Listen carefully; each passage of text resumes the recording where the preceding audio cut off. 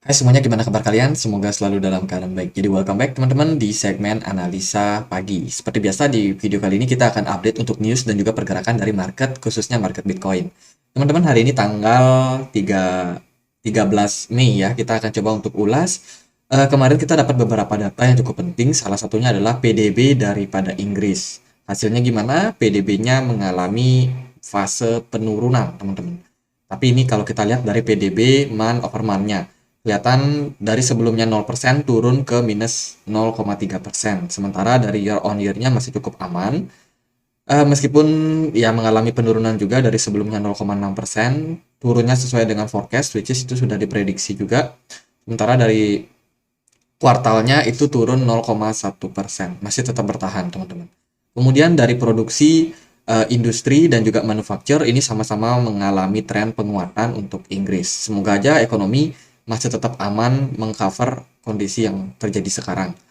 Terus juga kemarin ada data soal ekspor import Amerika Serikat, hasilnya juga lumayan baik ya.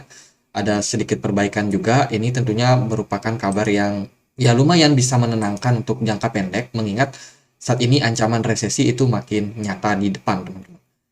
Hari ini nggak terlalu gimana-gimana event karena which is masih hari Sabtu, weekend teman-teman, biasanya kondisi market juga cenderung agak minim pergerakan ya, minim volume, minim pergerakan, tapi biasanya dia bergerak sideways dengan volatilitas yang cukup tinggi. Jadi kalau teman-teman trading di hari Sabtu, ada baiknya untuk selalu menjaga stop loss kalian. Jadi itu dari kalender ekonomi, kita akan langsung next ke pembahasan beberapa news yang cukup ramai teman-teman. House Republican itu menuduh Joe Biden family ya, keluarga Joe Biden itu menerima uang, menerima pembayaran teman-teman dari foreign entities. Jadi dari asing ya, menerima pembayaran dari asing. Ini direcord oleh bank teman-teman. Wah, ada apa nih? Apakah Joe Biden menerima suap? Nah, kita nggak pernah tahu ya. Jadi dikabarkan Joe Biden ini keluarga dari Joe Biden ini menerima beberapa dana pembayaran dari intensitas asing, teman-teman. Kita nggak tahu asing yang dimaksud itu siapa, apakah dia dari institusi negara atau dia dari swasta. Nah, itu kita belum clear juga karena ini masih berupa tuduhan. Jadi masih perlu untuk dicek lebih lanjut nih. Jadi itu dari China, ada China Business, dan juga satu Rumania ya kalau nggak salah. Nah, tadi itu saya baca. Nah, ini dia, China dan juga Rumania, teman-teman. Jadi ya ini sebuah tuduhan, entah ini apakah politik, masalah politik untuk menjatuhkan Joe Biden atau seperti apa, tapi yang pasti ini akan ditindaklanjuti buat kedepannya teman-teman. Oh, ini China National. Ya, ini komite akan membuat sidangan ya untuk menindaklanjuti kasus hukum tersebut. Kemudian dari beberapa hari kemarin kita tahu Bittrex ini salah satu exchange yang dikabarkan collapse, sudah mengajukan kebangkrutan bab 11 atau bab 12 gitu. Dan sekarang SEC sendiri itu memberikan bantuan, memperbolehkan lah istilahnya untuk Bittrex mendapatkan pinjaman senilai 7 million US dollar untuk menanggulangi kebangkrutan mereka. Ini dalam bentuk Bitcoin loh. Tumben nih dari regulator sendiri itu mengizinkan ya bagaimana penggunaan dari Bitcoin sebagai salah satu fund start untuk menanggulangi kebangkrutan daripada perusahaan exchange Bittrex. Kemudian dari berita yang lain ada NFT dari Miladis ya, NFT meme di mana harganya ngepam teman-teman. Ini disebabkan karena Elon Musk nakal nih, dia bikin tweet, "There is no meme, I love you." Jadi jadi harga NFT-nya naik katanya 57% dalam 24 jam terakhir setelah tweet tersebut. Ini adalah NFT yang cukup unik ya, dimana karakter-karakternya kurang lebih mirip seperti ini gambarnya. Ya ada yang pakai rambut, ada yang botak. Ya itulah teman-teman yang namanya dunia kripto, Bitcoin ya. Sering kali ada tweet dia ngepam. Terus juga ada tweet dari Justin Sun, saya telah memutuskan untuk mulai secara aktif memperdagangkan koin meme. Banyak yang menjanjikan melalui alamat publik saya. Harap catat, saya pribadi akan menanggung semua potensi kerugian dari perdagangan ini. Setiap keuntungan yang dihasilkan akan disumbangkan sepenuhnya untuk amal. Oh, Justin Sun baik banget ya. Ya mau bikin, mau berusaha pom-pom meme coin teman-teman. Menarik ya. Ya kita lihatlah apakah nanti meme coin akan makin naik atau justru makin nyungsep setelah tweet tersebut. Yang lain ada berita dari Do Kwon yang dibebaskan, teman-teman, setelah dia memberikan jaminan sekitar 800.000 euro ya. Jadi kita tahu Do Kwon kemarin ditangkap di Montenegro dan ya karena masalah gugatan dari banyak investor di Korea Selatan sendiri dan juga dari investor dunia sendiri untuk ngejar Do Kwon sampai ketemu. Akhirnya dia ditemukan di Montenegro, kemudian ya sudah mengalami persidangan dan ternyata dia bisa dinyatakan bebas setelah dia memberikan jaminan sekian euro, teman-teman. Waduh, gampang banget ya. Ya, inilah beberapa kasus yang mendera dunia kripto. Memang dunia kripto tidak sempurna, banyak sekali kriminalitas di dalamnya.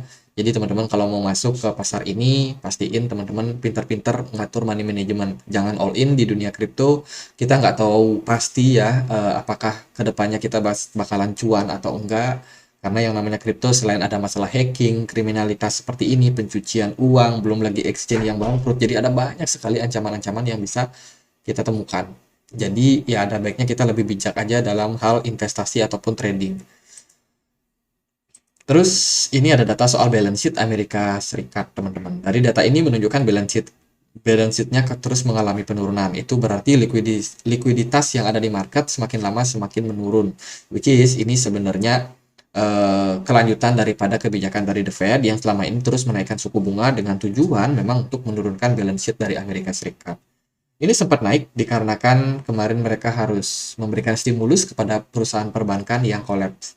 Tapi sekarang udah kondisinya mulai makin normal kembali. Jadi The Fed tidak ada suntik dana lagi ya ke market sehingga pergerakan market cenderung normal-normal kembali, turun sebagaimana mestinya. Lalu Bitcoin bagaimana? Bitcoin di perdagangan hari ini ada di kisaran 26.600. Bitcoin sendiri sudah jebol level resistance atau support di kisaran 26.600. Level support yang selalu saya sampaikan, teman-teman, di mana level tersebut cukup penting mengingat ya ada sedikit kekuatan di sana di mana sebelumnya Bitcoin juga pernah ketahan di area tersebut. Hanya saja di perdagangan kemarin Bitcoin itu sudah sempat drop ya, turun sampai 25.800. At the end dia kembali bisa recover. Hanya saja kenaikan yang terjadi ini masih belum berarti apa-apa. Sepertinya seller masih akan tetap mendominasi dan mungkin ada sebuah kenaikan dalam jangka waktu pendek. Kita prepare aja untuk itu. Nah, teman-teman kita akan mulai pembahasannya dari time frame daily. So far dari time frame daily kalau Bitcoin bisa closing di kisaran harga 26.600 itu adalah sentimen positif. Which is kalau kita lihat dari pergerakannya memang Bitcoin tertekan karena sellernya makin lama makin kuat. Terus juga smart money-nya makin lama makin turun.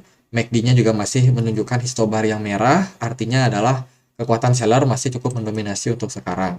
So, wajar banget kalau Bitcoin pergerakannya tertekan turun. Tapi di perdagangan hari ini sepertinya seller udah mulai kehilangan arah dan mungkin jangka pendek buyer masih berpeluang untuk sedikit mengangkat pergerakan dari harga Bitcoin. Tapi itu belum berarti kalau Bitcoin bakalan kembali recover naik ya. Bisa jadi kenaikan itu hanya sementara dan kemudian Bitcoin kembali tertekan. Bila kita perhatikan di time frame 4 jam, ya kita udah lihat bagaimana dia jebol level support di sini. Tapi sekarang kalau dia bisa pulih lagi berarti ya ada indikasi fake out. Sementara volume perdagangannya udah meningkat dalam 24 jam terakhir.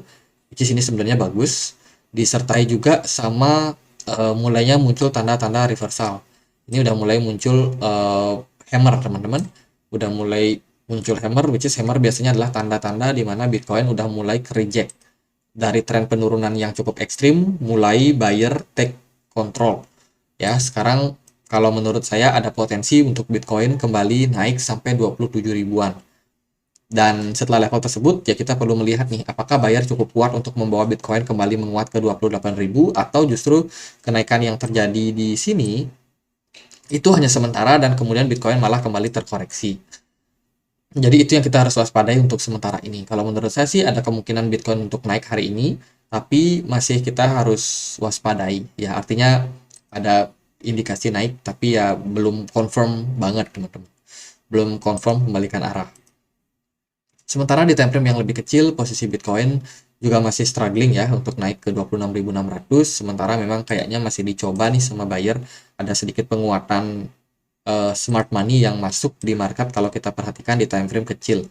Kita pakai time frame 15 menit, di sini udah mulai muncul beberapa smart money yang cukup aktif. Kayaknya sih udah harus sedikit retrace naik ke atas, mengingat Bitcoin udah turun cukup lama, mungkin 1 mingguan dia udah drop cukup signifikan, jadi wajar kalau akan ada kenaikan-kenaikan kecil yang mungkin akan diciptakan oleh market untuk kedepannya mungkin dibikin drop lagi. Jadi sementara ya harus hati-hati buat teman-teman yang trading. Kalau dari saya sih melihatnya seperti itu ya. Jadi semoga aja weekend ini market dikasih recover dulu, naik sedikit. Mungkin ada teman-teman yang ketinggalan pasang short nih kemarin, atau ada yang udah pasang long ya, biar bisa cuan dulu jangka pendek. Jadi menurut saya gitu dulu, karena weekend ya, market mungkin volumenya akan sedikit turun, banyak yang taking profit juga, besok juga minggu. Dan kita masih belum lihat data PCE, salah satu data inflasi yang juga cukup penting yang akan kita dapat nanti di akhir bulan. Kira-kira tanggal 24 kalau nggak salah. Itu baru dapat data PCE, which is setelah data CPI, PPI yang udah menunjukkan penurunan inflasi, data PCE sangat penting untuk kita lihat juga. Gitu aja deh buat pembahasan Bitcoin kali ini. Semoga bisa bermanfaat, dan akhir kata saya Andri, makasih.